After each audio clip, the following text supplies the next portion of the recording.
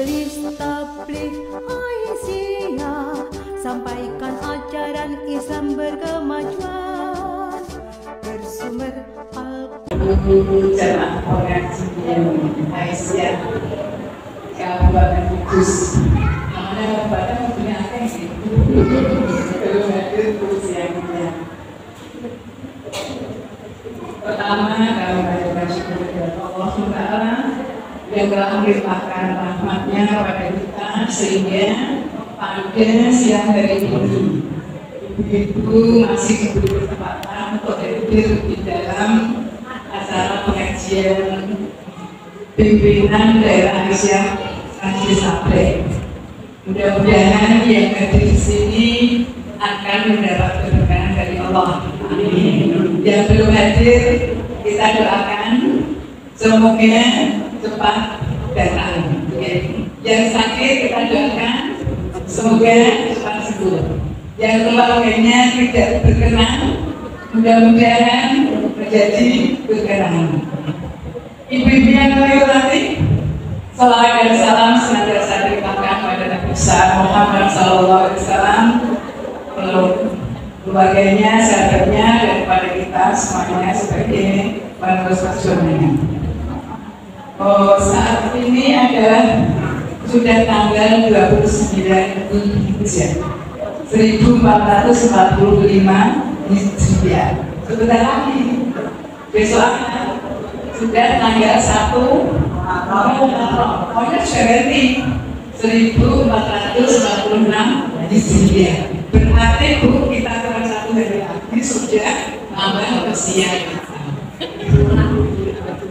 dikurangi kalau untuk hidupnya dikurangi, tapi karena ditambah yang sekarang 30, besok 31. Ibu-ibu yang kami hormati, apa yang harus kita lakukan untuk tahun baru? Kita hidupnya harus hidup yang baru. Maksudnya yang baru apanya? Ibadahnya. Itu ya. Makanya saya membawakan pendidikan anak menurut konsep Islam. Ada beberapa poin. Di situ saya mungkin saya tak duduk sama-sama itu sama putih. Konsep Islam yang pertama adalah dalam surat Al-Man ayat 12. Surat apa?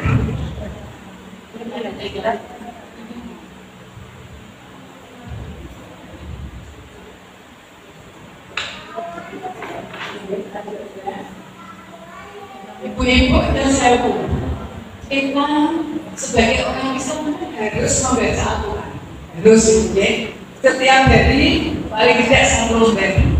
Setiap hari.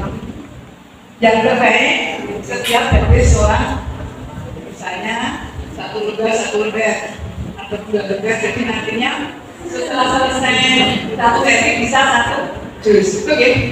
Sekarang saya ingin tahu suaranya ibu. Monggo ibu baca. Bisa apa menulis? Bisa semuanya.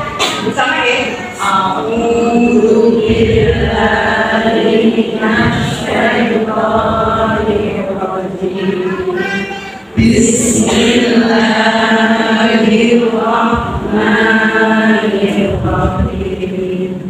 Wa laqad ataina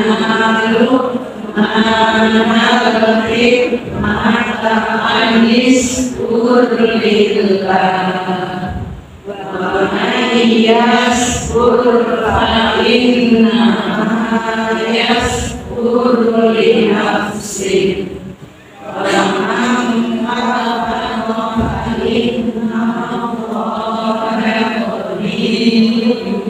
Amin. Terima kasih. Pahala tidak bersaya, semuanya mendapat pahala membaca Al-Quran. Itu deh, dengan sekalian latihan.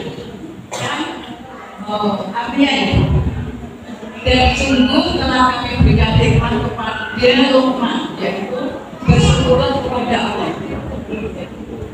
Dan barang siapa bersyukur kepada Allah, maka sesungguhnya dia bersyukur untuk dirinya sendiri. Dan barang siapa tidak bersyukur, maka kufur. Sebenarnya Allah maksudnya seperti ini. Orang hidup itu harus bersyukur dan sabar, ya loh. Pertama bersyukur pada Allah, syukur alhamdulillah saya sampai di sini.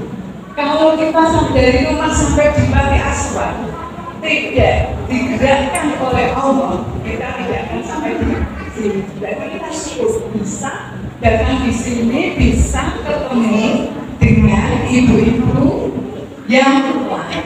Ya, kamu bangun yang lain kita tidak boleh ketemu. Oke, tidak boleh kita mengajar seperti ini. Sekarang kita sudah bebas, tidak ada penyakit lagi. Kita ketemu, alhamdulillah bersyukur pada Allah. Kalau kita bersyukur pada Allah, Allah akan menambah nikmatnya. Tapi kalau kita tidak bersyukur, kita kok Allah akan mengurangi kenikmatan kita. Oke, jadi bersyukur pada Allah itu bersyukur untuk dirinya sendiri. Alhamdulillah dapat siapannya gitu. Kalau diberi sakit, jangan aku jangan seperti itu. Okay? Sakit kita syukur pada Allah. Alhamdulillah saya sakitnya banyak ini. Saya sakitnya sakit banyak seperti ini. Kita lihat saudara kita yang tidak bisa jalan. Kita bisa bersyukur kalau seperti itu. Okay? Tapi kalau kita tidak seperti itu, semua terus, tunggu itu loh. Mau nggak tahu, loro tidak boleh goyah seperti itu. Itu bersyukur kepada Allah. Kalau kita sudah bersyukur kepada Allah, Allah akan menambah kenikmatan kepada kita semua. Kira-kira ada ayat yang sebenarnya.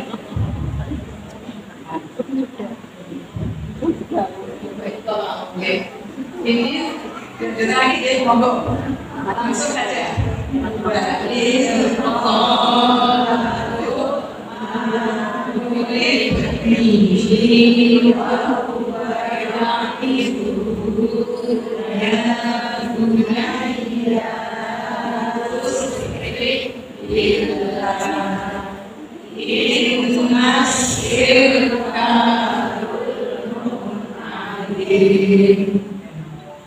Tadi yang saya untuk bersyukur pada Allah itu adalah akidah kita kuatkan. Kita harus bersyukur pada Allah. Sekarang ini yang kedua ada yang kedua itu adalah keimanan. Yang ini perlu kita tanamkan kepada diri kita sendiri daripada keluarga kita. Kita iman kepada Allah. Kita percaya kepada Allah. Anak kita harus kita juga seperti itu. Allah itu ada, tapi kita tidak bisa melihat. Rukun iman ada, ya. Allah, rukun iman pada Allah, pada Allah itu kita tanamkan kepada anak-anak kita supaya anak kita beriman kepada Allah. Tidak muslim maksudnya. Jadi kalau kita itu sudah betul-betul percaya kepada Allah, beriman kepada Allah, anak kita juga akan beri. Tapi kalau kita sudah pakai rokok, tak boleh betul mati yo, apa tak boleh ngobrol ya misalnya, itu berarti yang menyembuhkan kita itu bukannya dokter, bukannya orang tua, tapi yang menyembuhkan adalah Allah. Kita harus berpikir seperti itu. Janganlah anak-anak nopo yo, makanya tidak itu. Jadi berarti kita tidak percaya kepada Allah. Jadi walaupun kita sakit beberapa hari, kita sembuh, semuanya harus kita syukuri. Oke, kira-kira enggak?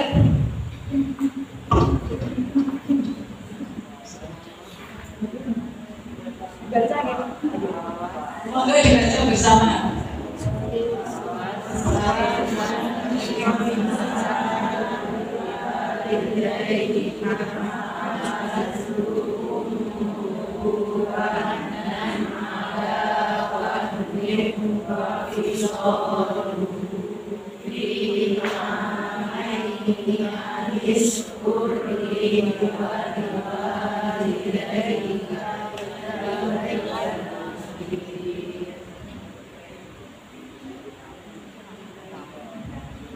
Benar ya Bu? Tadi ayat yang 12 itu tadi ini ayat yang 14 masalah tauhid ya.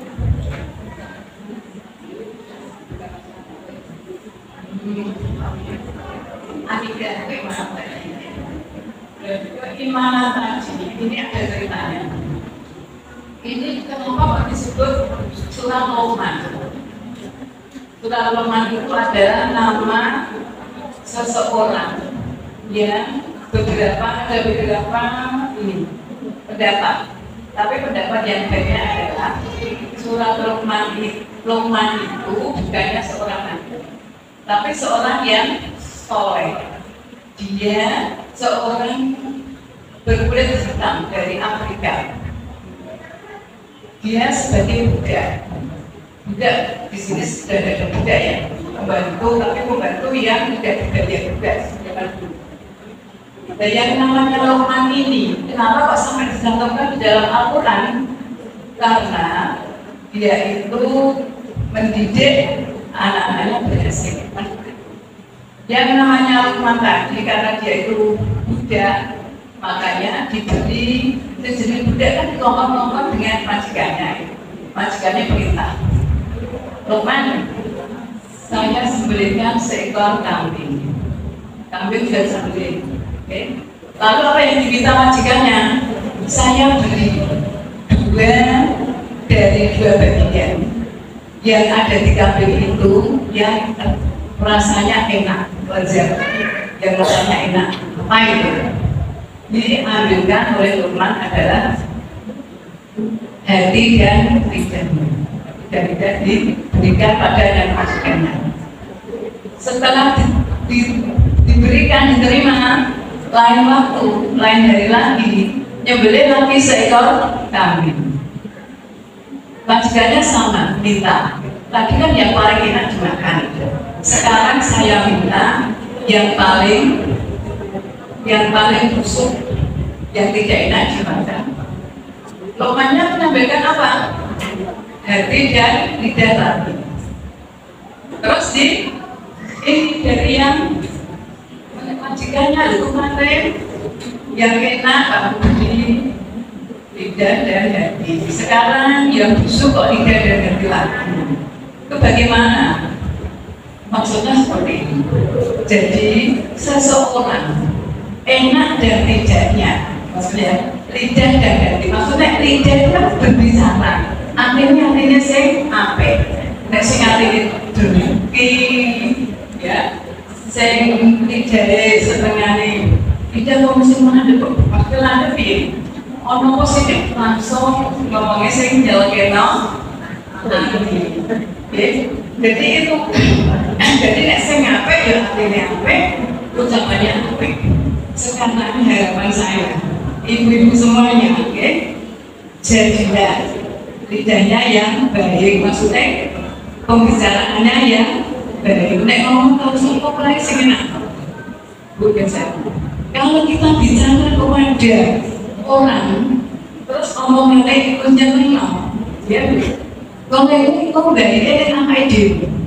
Mesti ngomong nek kata mesti apik kok ngomong. Ora tahu apa yang ada ini dan karena apa? Karena dia selalu baik kepada orang. Itu makanya dia dikatakan yang paling enak itu adalah lidah. Okay.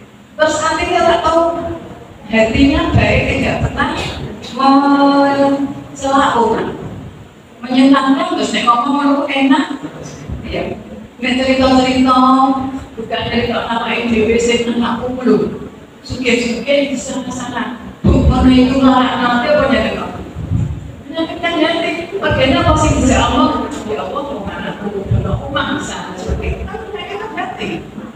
Tidak usah seperti itu. Alhamdulillah. Saya jangan ini dikut memberi alhamdulillah seperti itu. Yang penting di sana saya di sini saya di sana beribadah, di sini juga beribadah.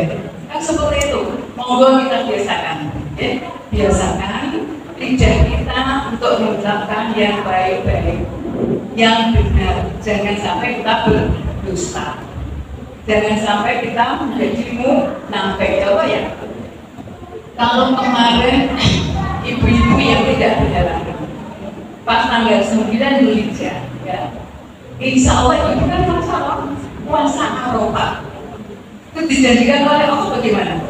Puasa Arafah itu 1 tahun yang lalu dosanya diampuni oleh Allah, dan 1 tahun yang akan datang. Berarti 1 tahun yang akan datang itu sekarang yang masih. Harusnya apa?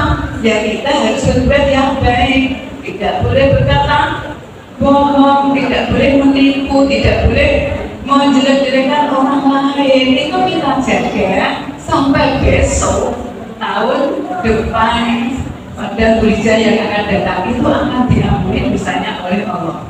Kira-kira bisa seperti itu? Insya Allah. Karena kok nggak bisa saya, saya mungkin bisa ya, alhamdulillah. Tidak bisa saya, guru-guru kok sama tidak bisa. Usaha ya usaha. Kita hidup itu untuk usaha, selalu berbuat baik, selalu bermanfaat bagi keluarga, bermanfaat bagi anak-anak kita, bagi tetangga kita, bagi orang-orang Aisyah misalnya, seperti itu. Ada Mbak?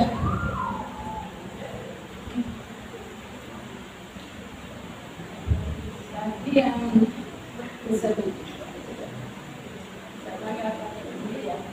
jadi tadi yang ke-13 itu ada tidak boleh itu ya, tidak boleh Allah. Yang keempat itu sama taubat. Sekarang yang ketiga, yang lanjutnya adalah akhlak. 14 dan 15 salah, 14 tadi sudah baru soina, sekarang kayaknya monggo dibaca yang ayat ke-15 dan nanti saya berkaitannya maknanya. Wa in jahadaka ala an tusyrika bi ma laysa laka bihi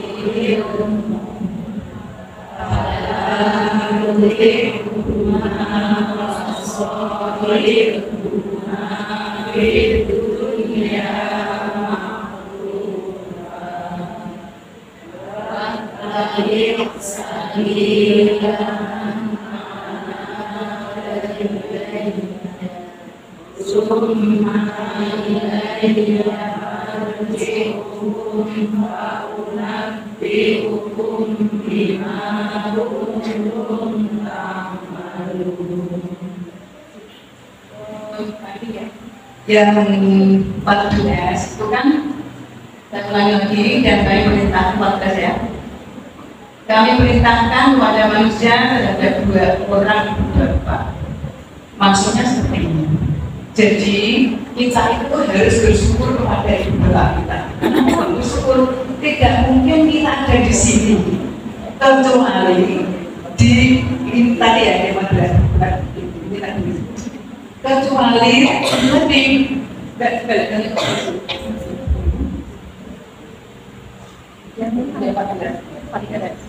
kami perintahkan kepada manusia berbuat baik kepada kedua orang tuanya, ibunya telah mengandungnya dalam keadaan lemah dan bertambah dan menyampainya dalam usia 2 tahun.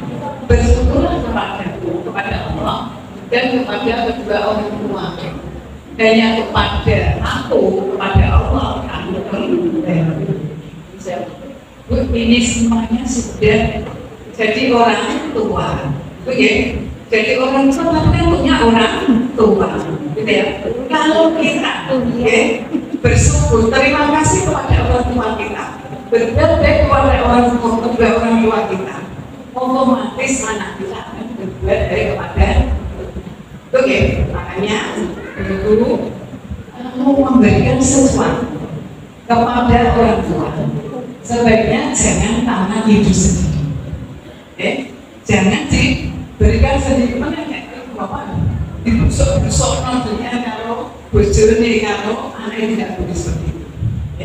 Memberikan sesuatu kepada kedua orang tua harus lewat anaknya. Kenapa lewat anaknya? Anaknya biar tahu, ibuku pintar kalau waktu seperti itu. Jadi besok kalau dia itu menjadi ibu, dia menjadi ibu pasti tetap pintar kalau ibu. Maksudnya di situ panggil harus saya kerjakan itu bu, saya kerjakan terus seperti itu alhamdulillah. Tapi jangan di gitu, ini ngomong nggak? Memberi sesuatu itu pakai orang bersanggup. Dia itu saya dipakai itu tidak boleh. Kenapa tidak boleh? Menyakiti hati orang tua. Apa ya? Itu adalah doanya dikabulkan oleh Allah. Ngomong itu doanya dikabulkan. Makanya ibu-ibu semuanya yang sebagai orang tua, kalau dengan anaknya, karena ojo ngomong sih, kayak pelaku apa direweli anaknya, terus ucapin ya, ini jangan sampai dijaga. Kenapa? Ucapan adalah doa. Apa ucapannya pas susu ya? Pas susu itu yang berada di ucapannya siapa? Setan. Setan itu setengahnya kan? Itu dia orang-orang yang malas setan sendiri. Makanya kita jaga pembicaraan kita, jangan sampai mengucap yang jelek seperti itu yang diberitakan ya. Anak nakal tapi hubungan ada besok tak hubungan jadi imam masjidil ya. Akhirnya apa? Keturutan kan seperti itu. Kita seperti itu hubungannya yang ngomong macam ini. Ini harus satu orang mati. Nah, dengan tidak boleh. Ya, masa orang sebut dikasih iman, sampai belum sholat. Makanya anak itu harus dibekali tiga perkara, tiga macam. Yang pertama adalah anak harus selalu membaca Al-Quran. Orang juga kalau masuk anak masuk makanya berarti nek perintah anak itu ngaji berarti anak DEJB itu ngaji bisa seperti itu ya. Kalau anaknya itu diajak mengaji, diajak misalnya satu hari 1 lembar misalnya, terus tapi itu anaknya jadi anak yang cerdas. Sekarang kita pendidik anak lebih mudah. Kenapa? Ada taman pendidikan Al-Quran, tak guru beres. Ibu iso ngaji, anaknya iso ngaji. Tapi yang ibu tidak bisa ngaji, jangan cemas. Bisa belajar dengan anaknya, jangan malu. Belajar sekarang itu mudah. Ada namanya kiroate ya, abad satu itu. Kalau dulu pada waktu saya kecil tidak ada seperti itu. Guru ngaji, gurunya itu pemain tangganya sekitar mulai. Sebetulnya kalau dikono, kok ngaji amalan, ya. Kita sampai dengan juz 30 selesai itu dengan hafalan. Tetapi kita tetap tidak bisa baca. Tapi saat ini, alhamdulillah, anak kecil sudah bisa baca Al-Quran. Makanya ibu-ibu lebih mudah sekarang mendidik anak-anak supaya baca Al-Quran. tetapi dibeli dari ibu sendiri dulu. Yang kedua itu masalah ibadah sholat. Nanti untuk yang kelima presiden.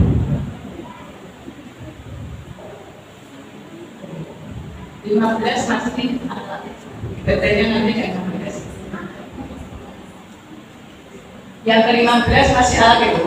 Dan jika keduanya memaksa mempersekutukan aku dengan sesuatu yang engkau tidak mempunyai ilmu tentang itu, maka janganlah engkau menaati keduanya. Tuh monggo menunjukkan Yesus akhir kata.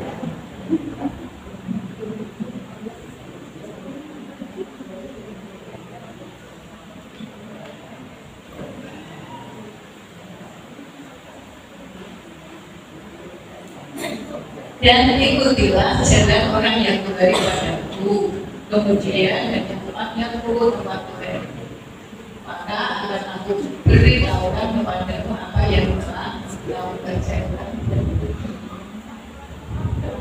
Ini ada ceritanya dari siapa ya? Hadis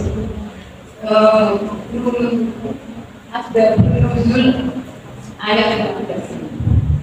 Kenapa kok sebab-sebabnya turun ayat 15 ini itu karena ada orang ya, saya bacakan. Saat bin Malik berkata, ayat yang 15 ini diturunkan berkenaan dengan aku sangat mencintai dan menghormati ada seorang anak. Sangat mencintai ibunya, menghormati. Tetapi anak tersebut masuk Islam. Terus ibunya bagaimana? Kalau kamu masuk Islam, saya akan mogok makan selama 3 hari. Mogok makan tidak mau makan. Akhirnya sudah tidak makan 3 hari 3 malam. Ibunya merasa gimana? Lemah ya. Lagi sedih, poso ya. Seluruh ya, seluruh bingung 3 hari 3 malam tidak makan, sesuai otaknya rasa luwe. Akhirnya pada anaknya seperti ibu itu misalnya nyawane kok saya, aku dikongkon keluar tidak boleh beragama Islam, saya tetap memeluk agama Islam seperti itu. Terus akhirnya lama-kelamaan karena anaknya tetap bisa meskipun makan dolah orang dolah, karena ini akidah tadi akidah, kita harus percaya bahwa semua kebaikan akan dibantu oleh Allah. Semua kejelekan ya sama saja ya, kembali kepada diri kita. Akhirnya ibunya tadi mau makan, terus walaupun anaknya tidak disetujui menjadi masuk dalam ajaran Islam, tetap dia memeluk agama Islam. Itulah turunnya surat Rumah ayat 15. Yang selanjutnya Mbak.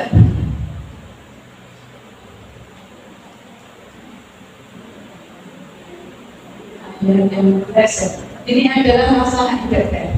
Kalau tadi masalah amal, itu amal sekarang ibadah. Dibaca bersama gitu. Ya Bunda, ya aqimis sholata wa'mur bil ma'rufi wanha 'anil munkari wasbir 'ala ma asabaka inna dzalika min azmil umur.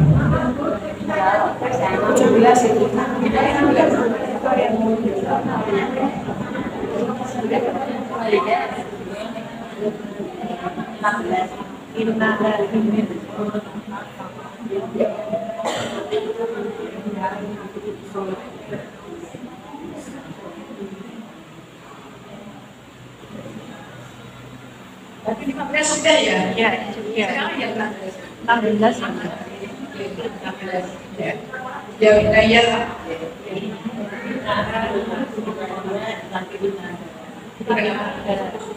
Ya budaya Indah. Ya budaya Indah.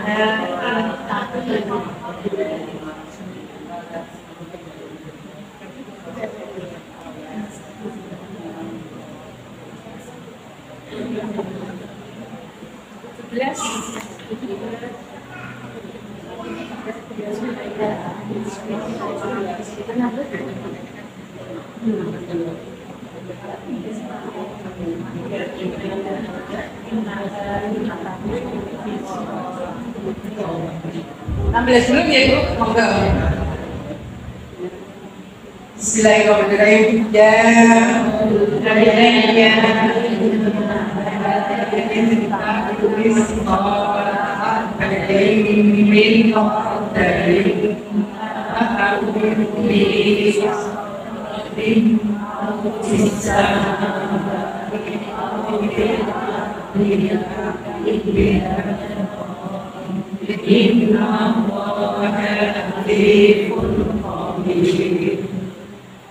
Luqman berkata, wahai anakku, jika aku ada suatu perbuatan seberat sawi dan berada dalam batu atau di langit atau di bumi, niscaya Allah akan memberinya balasan.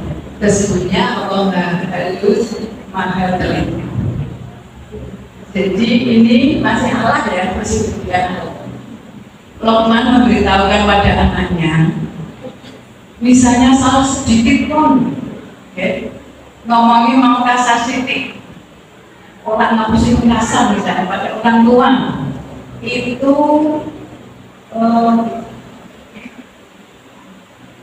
walaupun itu berada di dalam batu atau di langit atau di bumi, Allah memberinya balasan. Jadi salah sedikit Allah memberi balasan, apalagi benar, apalagi kita berdosa, apalagi kita munafik, sama seperti itu. Makanya coba ya, kalau ibu-ibu menjadi panitia, panitia di kalau Lanteng ya, di Lanteng ada pengajian. Saya yang diberi tugas untuk membeli jajan, misalnya seperti itu ya. Jajannya seharga ditarget 10.000, tapi saya berikan yang harganya 8.000. Nanti kalau saya laporan harganya 10.000, itu kira-kira boleh atau tidak seperti itu? Tidak boleh, karena apa? Itu buat uang kita, uangnya umat. Nek bolu yuk dari bolu, nek 10 bisa 10. Kembalinya dikembalikan kepada organisasi. Dan kalau itu misalnya dikerjakan, itu akan dicatat oleh Allah. Kan seperti itu. Sekarang kalau kita uang kita sendiri, misalnya pengajar juga tak ada setelah itu. Di situ diri, tak berjalan diri, tak ada sebelumnya. Boleh seperti itu? Boleh. Kan beda diri. Kita sesuatu kan seperti itu. Misalnya apa? Bermacam, tak ibaratnya orang yang mengelola sewu, boleh seperti itu? Boleh. Kalau uangnya sendiri tidak masalah. Tapi kalau itu uangnya uang organisasi, harus hati. Kelihatannya kan orang itu maksud kamelan kok. Kita kamelan gitu. Dia udah kamelan, jadi panitia kan kamelan. Di dalam organisasi itu sebenarnya kamelan. Pas kamelan nggak tahu bayar. Beda kalau kita ngajar. Kamelan besok bulan, bawa bulan, gaji, walaupun gajinya sedikit bisa, tapi berbeda. Kan oke. Kita terima sedikit banyak asal kita syukur akan berkah orang tersebut. Tapi menerima banyak utangnya akeh sama saja, seperti itu. Jadi semuanya itu kita ibu-ibu mestinya pandai untuk nulis keuangan. Aku bayanganku semuanya bisa cukup turun, bisa tangguhnya lagi ngaji dia caranya bisa. Bukan biarkan tuh kayak kira ya, tak ngomongin tak kira-kira orang itu sewa Bu, sesasi misalnya. Orang itu sewa itu sesasi.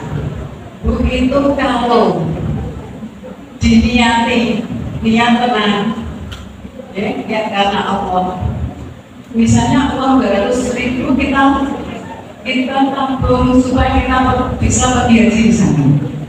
Niat karena Allah dan terus Bu, itu nanti pas waktu nih lokasi, ibu akan tambah hidup.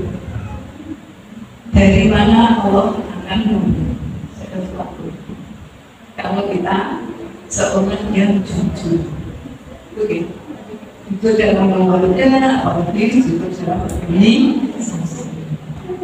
Kelihatannya, kue yang enak sambil minta kok jajanan misalnya, kok kodok aku orang pangeran sebenarnya itu memang kita adalah tenaga maksudnya itu beda tenaga itu. Contoh lagi, contoh kita ya, mempunyai panti asuhan ini sejak tahun 2019 ya.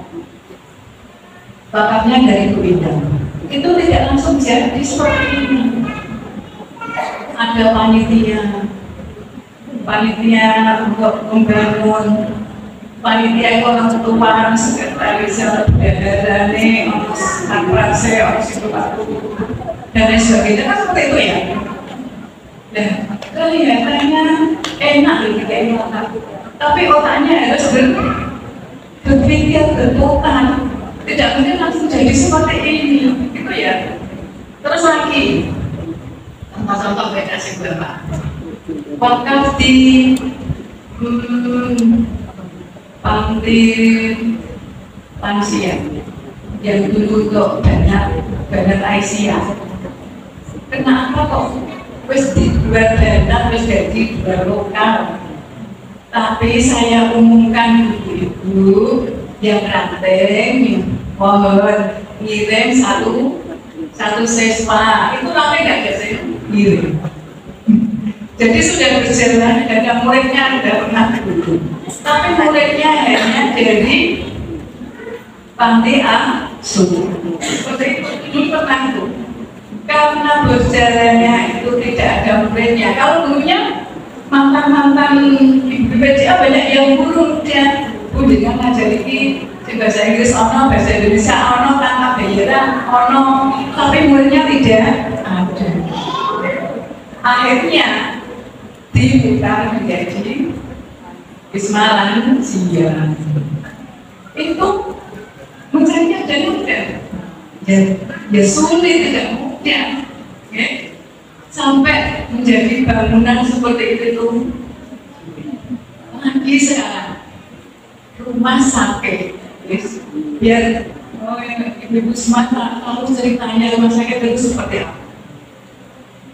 Sekarang saya perlihatkan rumah sakit yang ada di Melati.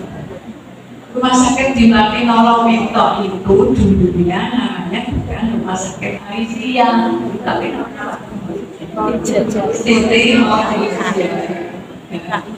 itu pas dulu tahun 2000 ya, biasanya 2006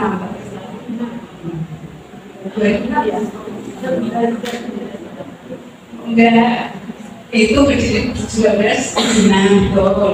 Terus maksud saya tahun 2006 itu diganti nama, ya. Ingat saya itu pas pada waktu itu saya menjadi ketua pimpinan. Namanya Siti Khadijah, kenapa kok diganti Aisyah? Kalau kok masih Siti Khadijah, itu dulu perdebatan yang sengit. Kenapa? Wis jeneng ape Siti Khadijah kenapa diganti Aisyah? Kalau sampai saat ini kok masih Khadijah, itu bisa diambil alih oleh orang lain. Kenapa? Kalau itu amal usaha Aisyah, namanya harus jelas Aisyah. Kalau tidak jelas Aisyah, bisa diambil orang lain. Banyak contoh. Kita punya rumah sakit Islam. Dulu itu siapa wanita?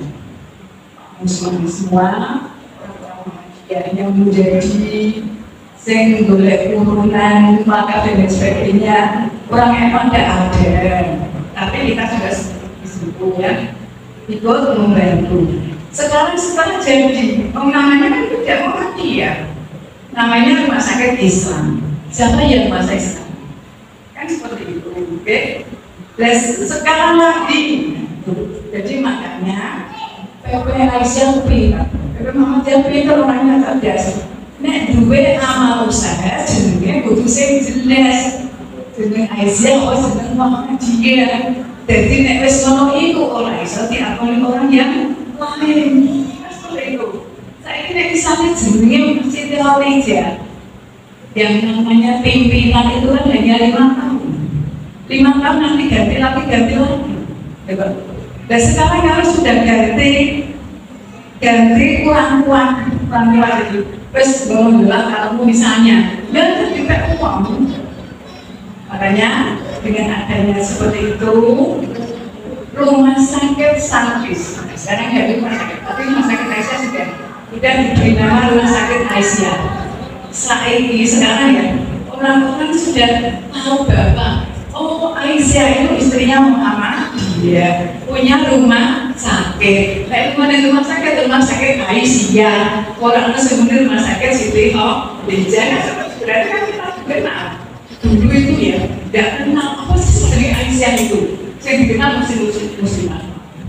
Ya, muslimah kan seperti itu. Aisyah tidak ada yang kenal. Ya, setelah adanya rumah sakit Aisyah, baru orang. Sekarang untuk yang kedua, rumah sakit yang kedua, biar tahu ceritanya. Rumah sakit Salvis, kenapa Salvis? Dulu yang namanya Pak Saiful itu, ya, beliaunya mewakafkan diwakafkan orang-orang juga masih itu. Dan Semarang, Jakarta, Sultan Agung, orang masih belum. Kenapa tidak ada yang mau? Karena namanya harus mencantumkan Salvis. Salvis itu nama siapa? Nama itu. Karena apa? Balasku kalau mau keluar kalau ibu tak kami, wah, saya keluar kan seperti itu. Ya. Akhirnya tiap sore yang namanya Pak Saiful, dulu masih ada Pak Nese ya.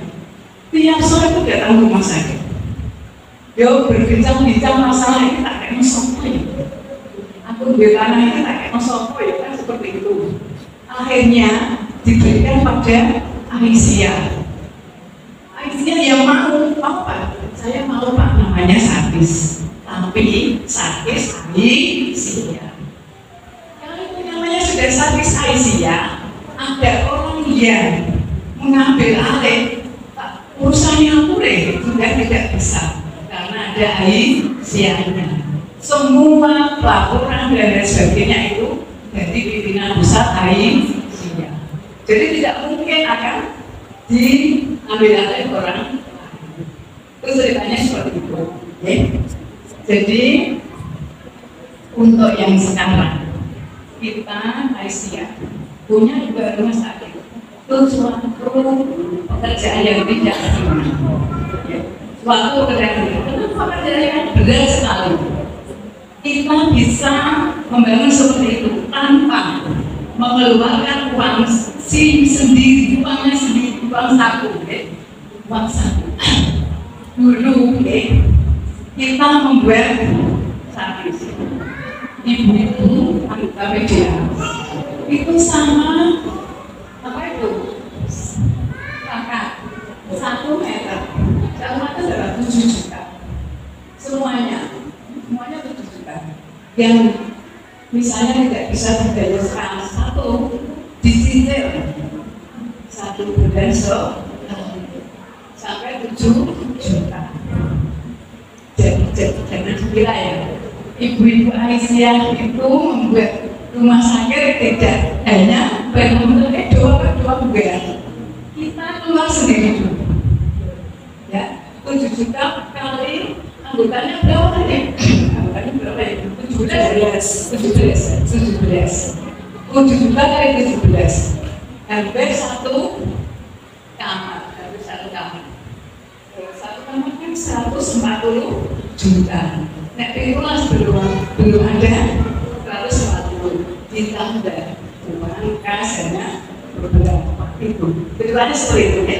Jadi ibu-ibu semuanya kalau menginginkan sesuatu ya, itu harus mengeluarkan dari satunya lagi. Sudah cukup ya, tapi kurang.